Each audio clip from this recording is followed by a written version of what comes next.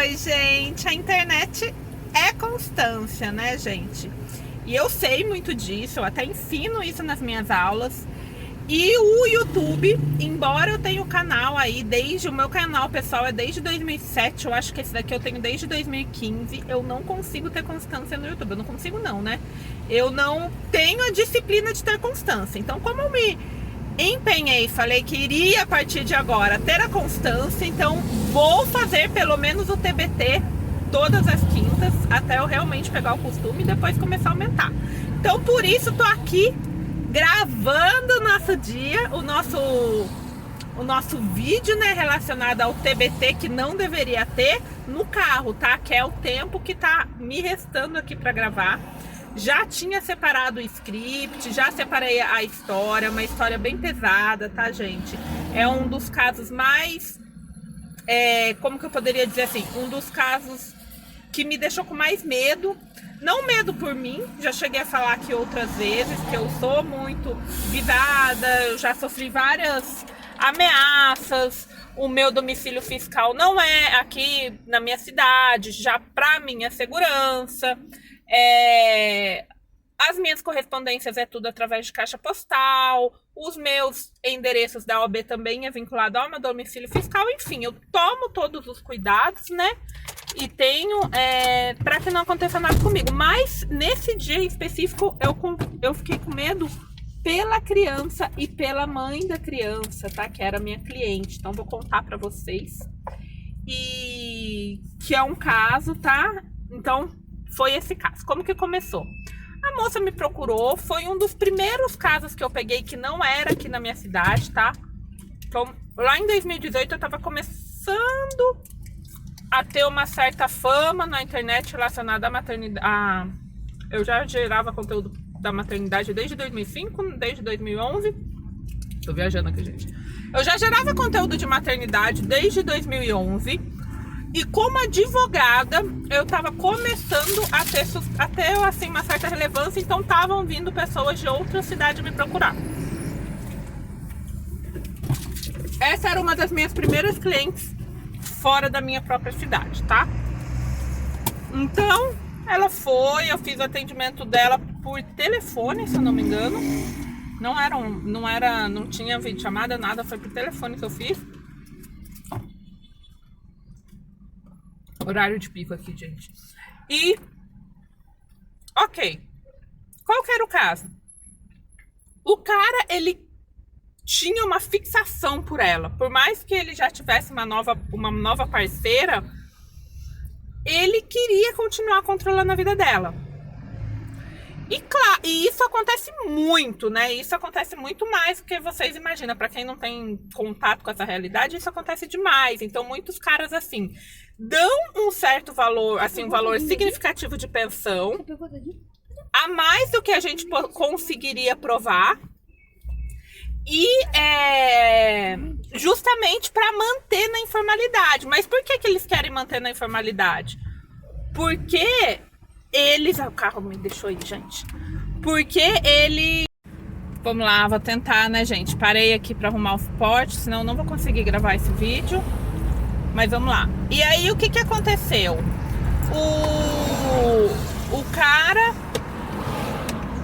ele queria continuar exercendo esse poder sobre ela, né? Então muitos acontecem isso, eles oferecem uma pensão de forma informal. Olha, no caso dele, ele tinha oferecido um salário mínimo, só que ele falou, eu sou um profissional liberal, eu sou autônomo, porque eles têm muito essa crença, né, do ser autônomo, como se qualquer autônomo pagasse como se desempregado fosse. E tem algo que eu bato na tecla e eu consigo a maioria das vezes, que autônomo é completamente diferente de desempregado. Por exemplo, hoje eu tenho empresa aberta, mas até algum tempo atrás eu era uma profissional autônoma e não tem como comparar um autônomo do desempregado. Então, se a gente consegue fazer essa linha de raciocínio, mostrar para o juiz que, embora ele seja autônomo, ele tem um rendimento suficiente para pagar uma pensão justa, não vai ser equiparado ao salário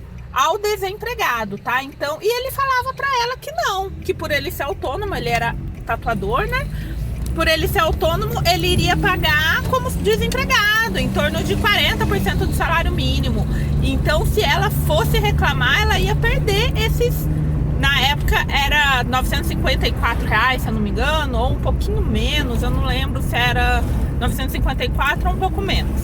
Mas era quase R$1.000. E aí, ela me procurou, eu falei, não, se a gente comprovar que você vem recebendo esses R$1.000 já faz algum tempo, a gente consegue comprovar a possibilidade dele e mesmo ele sendo autônomo, a gente vai conseguir esse limite, beleza? Ah, não, eu tenho que comprovar, porque ele deposita todos os meses. A gente tinha, inclusive, as conversas onde ele falava isso com ela. E tudo isso pode ser usado como prova, tá, gente? Então, a gente juntou, foi marcada a audiência.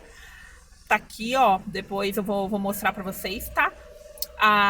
E aí, a gente chegou na audiência, tá? Ele, a partir do momento que ele viu que, de fato, ela entrou com esse processo, as ameaças se intensificaram, porque até então ele conseguia levar ela nesse medo, né? Porque eu falo muito para as minhas clientes que os abusadores, eles se alimentam do medo, infelizmente. Então, quanto mais medo você tem dele, mais poder você entrega para ele. Quando eu falo isso, eu não tô falando que é para você enfrentar e se colocar em risco, mas é para você se precaver no sentido de se legalmente se defender, tá? E saber os seus direitos e realmente não sucumbir a esse medo. É diferente, não é enfrentar ali e se colocar em risco, mas realmente saber os seus direitos. Por exemplo, que isso que ele falava era mentira, que teria como a gente provar sim. Quando ele viu que ela pagou para ver e a gente entrou com a ação, as ameaças começaram a intensificar cada vez mais.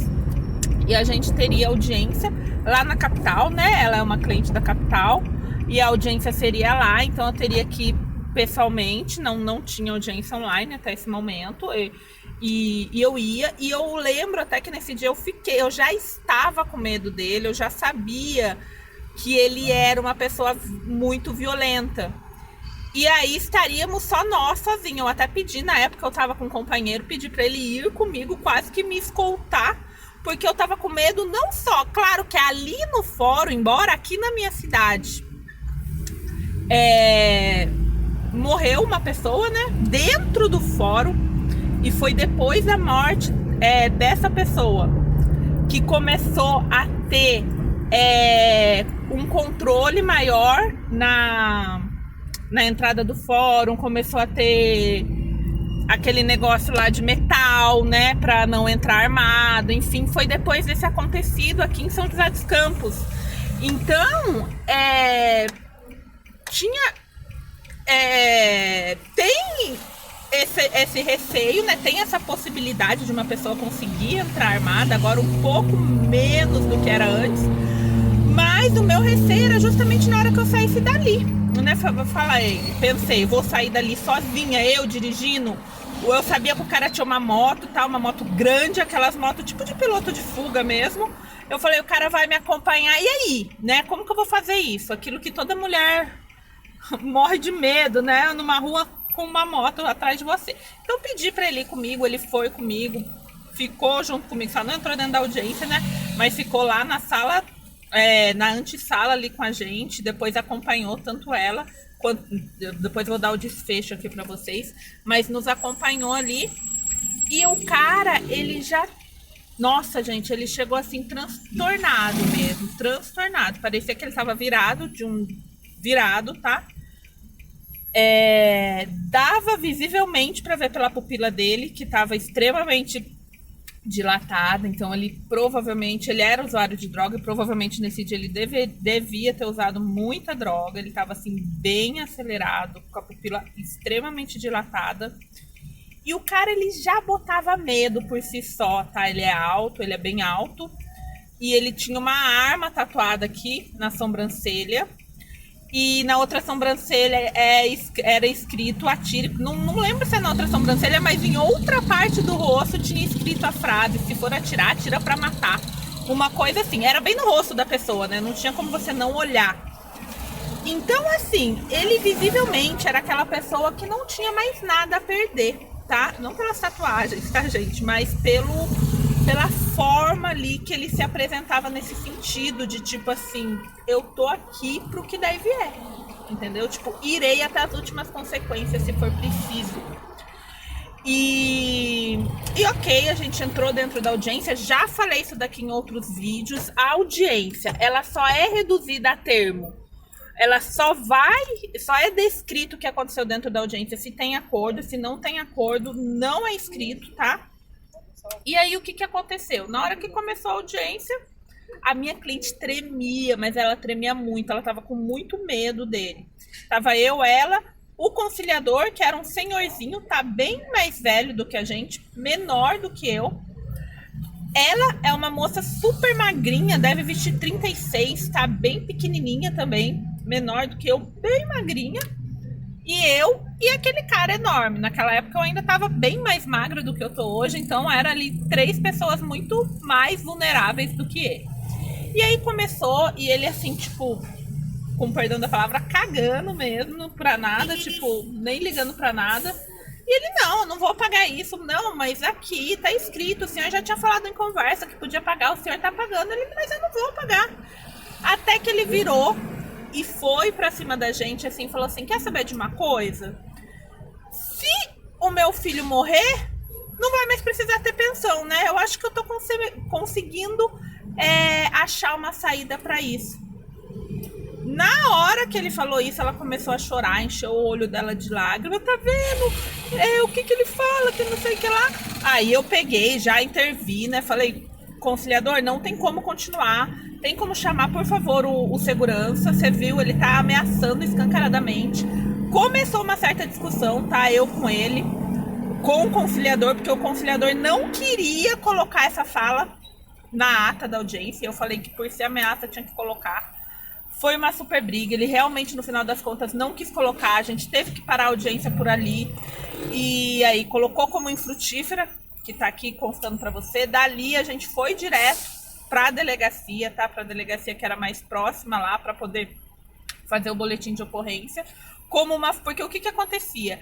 Aí, quando ela falava que não ia visitar a criança, ele levava a lei da alienação parental, como vocês já conhecem melhor do que ninguém, como ameaçando, que eu vou denunciar. Então, a gente precisava daquele BO para realmente comprovar o que tinha acontecido, inclusive eu estando como testemunha, né, fazendo todo esse contexto nesse sentido. E aí, para justificar o porquê que a criança não iria mais com ele, porque ele estava ameaçando declaradamente aquela criança. E a gente fez esse boletim de ocorrência, acho que ele percebeu, eu sinceramente acho que ele estava num dia muito mal dele, acho que ele percebeu E aí cai naquilo que eu tinha falado para vocês novamente, o abusador se alimenta do medo, então a partir do momento que eles veem que você está disposta a enfrentar, mas a enfrentar que eu digo, é respaldada pela lei, a exigir que a lei seja cumprida, eles retrocedem, tá? Então ele sumiu por um bom tempo, tá? Ele desapareceu, não pagou mais pensão, não pagou mais nada de pensão. A gente entrou com execução, tá? Saiu o mandado de prisão dele, então a gente já tá com mandado na rua desde 2018, gente. E aí que eu caio nisso pra vocês, que eu sempre falo, quanto tempo vale o mandado. Peraí, gente, tá chegando minha vez aqui no posto, eu já volto. Bem enfrentar ali, né? Saber as ferramentas que você tem para enfrentar. Então, o que aconteceu? Saiu o mandado de prisão, e aí a gente cai aqui em algo que eu posso trazer para vocês. Qual que é a validade desse mandado de prisão? A validade de um mandado de prisão é de 3 anos, mas vocês podem ver aqui, ó. Esse mandado, ele vai valer até 2024. Porque quando a gente fala isso de prazo, gente, o prazo é muito específico. Então, o advogado que vai saber contar esse prazo, tá? A gente tem algumas ferramentas para contar. Normalmente não é prazo tão longo. Normalmente é prazo de 15 dias. Então, é muito mais fácil a gente contar. Mas quando são esses casos assim, tem ferramentas, tem aplicativo, tá? E a gente ficou 1 ano em pandemia. Então, esse 1 ano não foi contado. Foi um prazo que entrou aí como suspenso. Então, tem todas essas questões. Mas, mesmo depois que vencer esse prazo, a gente pode pedir a prorrogação, tá? Então isso é importante que vocês saibam. Eu tenho vários processos que eu já pedi para ser revalidado, então são aí mandados que o cara tá foragido já faz 3 anos e a gente pede para renovar por mais 3 e assim sucessivamente. Já tive casos de mandado de prisão que a gente conseguiu localizar o cara depois de 10 anos, isso, o cara era de outro estado e foi pego num poupa-tempo, adoro poupa-tempo, gente, foi pego no poupa-tempo, tá? No momento que ele foi renovar a carteira de habilitação, uma coisa assim. Então, gente, quando sai o mandado de prisão pra rua, não significa que a polícia vai pegar e vai fazer uma força-tarefa para prender o cara, tá?